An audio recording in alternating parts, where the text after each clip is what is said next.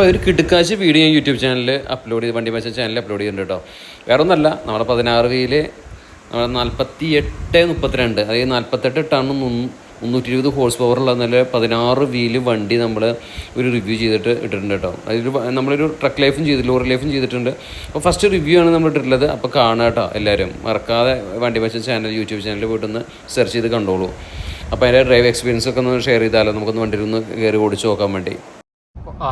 അപ്പോൾ നമ്മൾ നമ്മുടെ ഭാരത് ബെൻസ് നമ്മുടെ 16V ഒന്ന് ഓടിച്ചുകൊണ്ടിരിക്കുകയാണ് കേട്ടോ. അപ്പോൾ നമ്മുടെ സുഹൃത്ത് തന്നെയാണ് നമുക്ക് വണ്ടി വീഡിയോ ഒക്കെ എടുത്ത് തരുന്നത്. അപ്പോൾ 8ാമത്തെ ഗിയറിലാണ് നമ്മളിപ്പോൾ പോയിക്കൊണ്ടിരിക്കുന്നത്.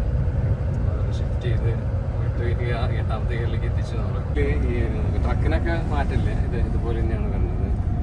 ബസ്സിനൊക്കെ ഇപ്പോൾ വേറെ ടൈപ്പ് ചെയ്യുന്നില്ല.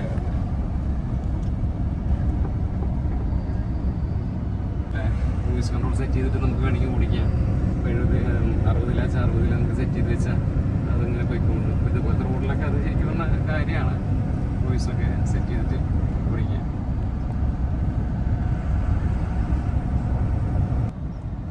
ഞാൻ ക്രൂയിസ് ഇടാൻ പോവാണ്.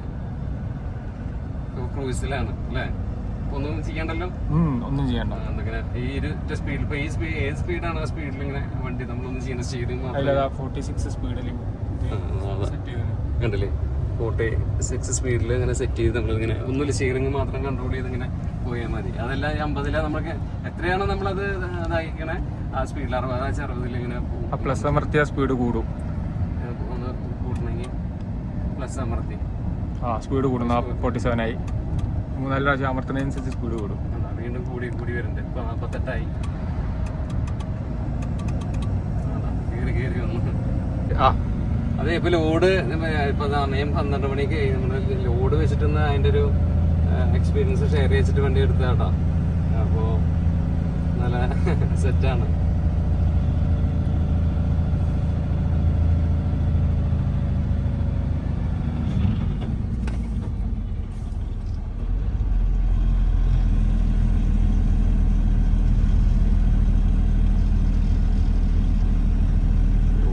ഓടിക്കുമ്പോൾ അത് വേറൊരു ഫീലാട്ടോ ശരിക്കും.